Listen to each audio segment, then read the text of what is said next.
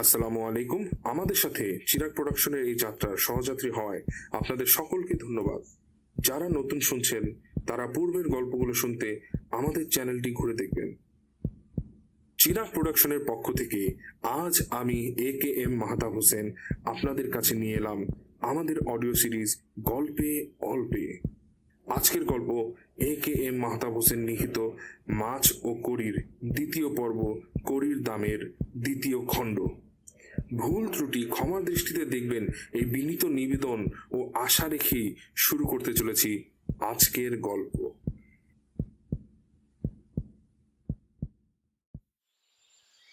নাস্তা সেরে নিয়ে স্কুলে গেলাম। টিফিন পিরিয়ডে স্কুল পালানোর প্ল্যানিং ছিল। সবাই সিনেমা দেখতে যাব, যেমন চিন্তা অমন কাজ। তবে সমস্যা অন্য জায়গায় হলো। বাকিরা সময় মতো পালালেও আমি আর বল্টু বের হতে একটু দেরি হয়ে যায়। সিনেমা হলে কাছাকাছি গিয়ে দেখি সাদেক স্যার বাকি পলাতক বন্ধুদের ধরে ফেলেছে। ভালোই হলো, ওদের কান ধরে বাজারে উঠা বসা করানো হচ্ছিল।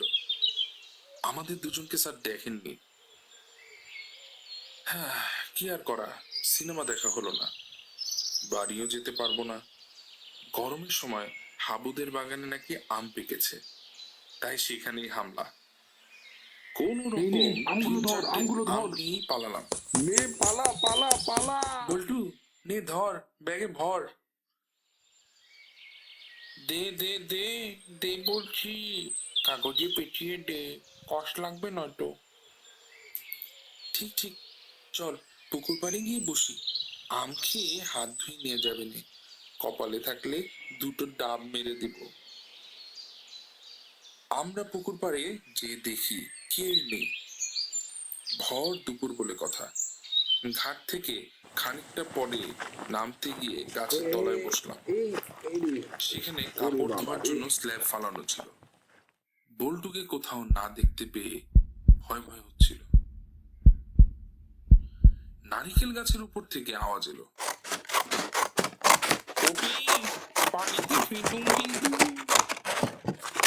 ও তুই ওখানে? হ্যাঁ, ফেল ফেল। ফাঁস করে আওয়াজ, আর পরে টেনে আনলাম স্ল্যাবে।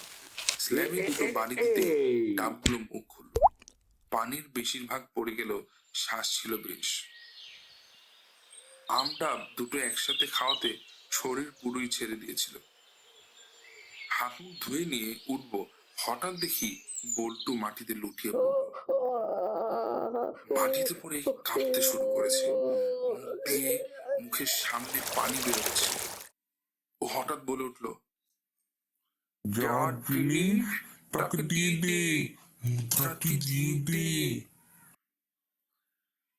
আকাশ ভারী হয়ে এলো, কাল বৈশাখী ঝড়ের আলো।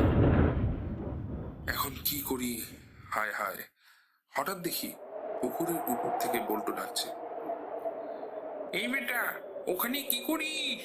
ঝড় এলো, চল চল বাড়ি যাই চল। বাড়ি ফিরে এবার সোজা দাদির কাছে। আয় দাদু ভাই, বস বস। তোর জন্য তোর মজার খিচুড়ি হবে, খিচুড়ি রান্না করতে বসিয়েছি। আমি স্বাদের কথা তেমন গুরুত্ব না দিয়ে চুপটি মেরে থাকলাম। দাদি হয়তো আমার চিন্তার কথা বুঝতে পেরে বলে ফেললেন, আবার ভয় দেখিয়েছিল তোকে? বুঝেছি, তোকে সব না বললে ও তোকে ছাড়বে না। আসলে যাকে পুকুর পাড়ে তোর বাবা দেখেছিল সেটাই ছিল সফি। সফি আসলে তোর মায়ের খালা, আপন না, তবে তোর নানির খালাতো বোন। তার জন্য চেহারায় কিছুটা মিল পাওয়া যায়, আর কিছুই না। কিন্তু ব্যাপার অন্য জায়গায়। এর থেকেও ঘনিষ্ঠ সম্পর্ক আছে সুফির তোদের সাথে, তা তোর বাবার সাথে। তা অবশ্য সে জানে না। কি সম্পর্ক দাদি? সুফি আসলে তোর বাবার জন্মদাত্রী মা। হ্যাঁ, কি বলছো? তাহলে হিমু? হ্যাঁ, বাবুর আসল পিতা। তোর পোড়া বাড়িতে হিন্দু লাশের কথা মনে আছে? হ্যাঁ, তুমি তো বলেছিলে ওটা নাকি হিমু না। ঠিক, ওটা ছিল আমার ভাই দুলাল। এই যে মুদ্রাটি দেখছিস, দাদি আঁচল খুলে দেখালো। এটা ছিল হিনুর বাবার। ওদের পৈতৃক সম্পত্তি, অনেকটা গুপ্তধনও বলতে পারিস। সেটার পিছে হাত পা ধুয়ে জমিদার লেগেছিল, কিন্তু হিনু কোনোভাবেই জমিদারকে বলতো না কোথায় আছে। সে নিজেও জানতো কিনা বলা দায়। আসল ভেজাল লাগায় জমিদারের মা। তিনি তিনি জমিদারকে যেমন মুদ্রা রত্নর গল্প শোনাতেন, আর ঠিক তেমনি তিনি হিনুর বাড়ি যেদিন ঘুরতে যায়, জমিদার দেখেছিলেন হিনুর বাড়িতে তেমন মুদ্রা। কিন্তু দাদি, তাহলে হিমু পাশা গরিব বাড়িতে থাকতো কেন? দাদু রে, তা ওই জানে। হয়তো গুপ্তধন লুকিয়ে রেখেছিল ওর পরবর্তী প্রজন্মের জন্য, তোদের জন্য। খানিকটা নীরবতা মেনে দাদি বলতে শুরু করলো। ওই মুদ্রার খনি কই তা জানার জন্যই তো মাছের এই কারবার। সুফি মাছ খেতে খুব ভালোবাসতো, আর রান্নাও ছিল বেশ। সুফিকে মাছ খাওয়ানোর বাহানায় আর ওর হাতের রান্না খাওয়ার বাহানায় হিনু আর সুফিকে জমিদার বাড়িতে আসা যাওয়ার জন্য প্রায়ই বলতে হতো। একবার জমিদার হিনুকে সামনাসামনি জিজ্ঞেস করলো মুদ্রার ব্যাপারে। হিনু প্রসঙ্গ পরিবর্তন করলে জমিদার খেপে যায়। পরে সুফির বাসার নিচে মাছ পাঠিয়ে সুফিকে দিয়ে রান্না করায় সে জমিদার। আর সেই রান্না মাছের মাথা, সেটা যায় জমিদার বাড়িতে। সুফিকে একরকম ফাঁসানোর জন্যই এত নাটক। ওকে বেঁধে রাখা, হিনুকে বন্দি করে রাখা, সবই ছিল বাহানা। আসল লক্ষ্য ছিল মুদ্রাটা। বারবার বলেও হিনুর থেকে জমিদার কিছু পেলেও না। কিন্তু কপাল খারাপ থাকলে যা হয় আর কি। বন্যায় সেদিন সুফি মারা পড়ে। গ্রামবাসীর ধকল সামলাতে জমিদার হিনুকে ছেড়ে দেয়, কিন্তু সাথে সাথে রাখে। দাদি, হিনু তাহলে পরে গ্রামবাসীকে জানালো না কেন? দাদু ভাই, বলতে বলতে পিছন থেকে বাবা বলে উঠলো, কারণ বংশীয় গুপ্তধন নিয়ে কি বা বলতেন তিনি। তাছাড়া হিনুর ছেলে মানে আমি আমি তো বন্দি ছিলাম জমিদারের পালাগুন্ডা দুলালের কাছে। দাদি কাঁদো কাঁদো সুরে, তুই জানতি বাবা? না মা না, জানতাম না। তবে পুটির মা তোমাদের কথা শুনেছিল। ও যখন আমাকে ও কথাগুলো বলে, পায়ের থেকে যেন মাটি সরে যায়। তোমাকে জিজ্ঞেস করার সাহস গড়ে ওঠেনি, তবে সইতেও পারছিলাম না। যখন রুনা বলল মুদ্রার ব্যাপারে, তখন আমি সায় পেলাম। তোমার আঁচলের মুদ্রা লুকিয়ে লুকিয়ে দেখলাম। আমার কাছেও তো এরকম একটা মুদ্রা আছে। সেই সদরে গেলাম। অনেক খোঁজাখুঁজিতে, অনেক ডাকাডাকিতে এক লোকের সাথে আমার পরিচয়। এক বয়স্ক লোক সেদিন আমায় টেনে জড়িয়ে ধরলো। বাবা, তুই এলি রে? আমার সোনা, আমার খোঁজে এলি? কত বড় হলি রে তুই। বাকি কাহিনী সেখান থেকেই জানা। মা, তোমার আপত্তি না থাকলে আমি হিনু বাসা মানে আমার বাবাকে সাথে নিচ্ছি। না না, কি বলিস? তিনি তো তোর আসল পরিচয়। ভাই হিনু, তোমার আমানত যত্নে রেখেছি, বুঝে নিও। অলজ্জা দেবেন না বোন, আপনি না থাকলে আমার বংশ বলে কিছুই থাকতো না। সবই আল্লাহর ইচ্ছা। আমরা সবাই হাঁ করে উনাদের কথা শুনছিলাম। জড়তা কাটাতে রূপা বলে উঠল, শেষের অংশ হিনু পাশা মানে দাদু ভাই নিজেই বললেন।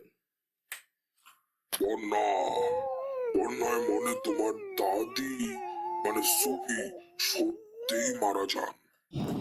আমি উনার সাথে দেখা করার চেষ্টা করেছি, সে সুযোগ আর আমার হয়নি। তবে সমাবেশের পর সেদিন আমি বাড়ি ফিরতে দেরিতে, মন ভালো ছিল না। বাড়ি ফিরে গিয়া দেখি বাবু মানে তোমাদের বাবা বিছানায় বাঁধা, আর এক বাজে লোক চাকু দিয়ে বাবুর পায়ে ক্ষত করছে। সাজের মেলা চারিদিকে আধার ঘনিয়ে আসছে। কুপিটা যে জ্বালাবো তা তো মাথায় নেই। ঝাঁপিয়ে পড়লাম লোকটার গায়ে, কিন্তু পেরে উঠলাম না। আমাকে শক্ত করে বেঁধে রেখে কুপিটা জ্বালালো। এই বেটা খবিস, জমিদারের পয়সা খালি বুঝিয়ে দিচ্ছিস না কেন রে? কি মজা রে বাবা, বউ মারচোর আর জামাই। খবরদার, ভালো হবে না বলছি। তোমরা আমার সুফিকে ফাঁসিয়ে মেরেছো, এখন আমার পিছে লেগেছো। এত অন্যায় সইবে না, সইবে না। কে সইবে না? তাকে ডাকো। জমিদার ঘরে ঢুকলেন। সে মুদ্রা জারি হোক, এখন ওটা আমার, সেটা বুঝে দাও, নইলে তোমার বংশ ধ্বংস করতে সময় নিব না। জমিদার, তুমি না বাবুকে নিজের সন্তান ভাবতে, ওকে মারবে? হ্যাঁ হ্যাঁ, তুমি দেখতে চাও কিভাবে মারি? আদুলাল, চাকুটা বের কর। তীক্ষ্ণ চাকুটা ধমক দিল আমার চোখে। জমিদার আবার বলে চলল, আমি গেলাম। বাবুর মরার টুকরা আমার পুকুরে বোয়ালগুলোকে দিস, বেশ মজা পাবে। বাহিরে গিয়ে জমিদার আর বেশি দূর যেতে পারলো না। কোনো এক অশরীরী তাকে হত্যা করলো। সেই আর্তনাদ ঘর পর্যন্ত এলো।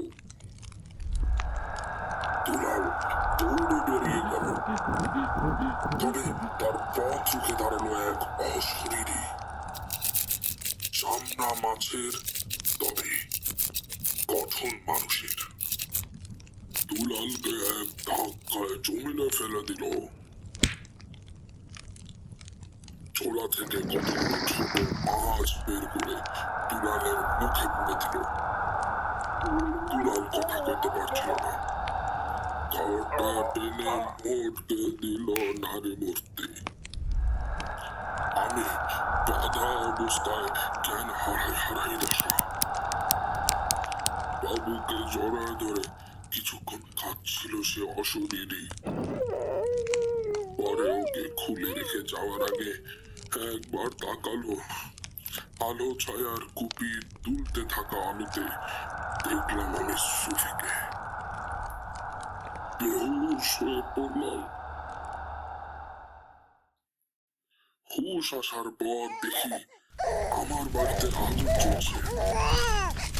আমি, বাবু আর এই মহানারী আমাদের বের করে এনেছিলেন সেদিন। কে যে বলো হিনুদা, তোমাদের না বাঁচালে কি আর বাবুকে পেতাম? পেয়েছেন বাবুকে, কিন্তু দুঃখিত, আপনার ভাই সেদিন প্রাণ হারিয়েছিল। ওনাদের কথায় বাঘ সেধে আমি বললাম, এরপর কি হলো? জমিদারের লোক আমার পিছে লাগে, সেই ভয়ে আমি গ্রাম ছেড়ে দিই আর আমেনা আপার কাছে তোমার বাবাকে রেখে যাই, আর সাথে দিয়ে যাই এই মুদ্রাটি পরিচয় স্বরূপ। সেদিন বাজারে তোমায় দেখে বাকিটা তোমায় দিলাম। তা দেখি আমেনা আপা মানে তোমার দাদি বুঝে ফেললেন। আচ্ছা দাদু, গুপ্তধন কি আসলেও যাচ্ছি? তা দিয়ে তুমি কি করবে দাদু? ও নিয়ে অন্য কোনোদিন বসবো নে। আর মেছো ভূত? দাদা কিছু দূর এগিয়ে গিয়ে সামনের পুকুরের দিকে তাকিয়ে হেসে দিলেন। হাসতে হাসতে রাতের নীরবতাকে কেটে দিলেন হিরু পাশা।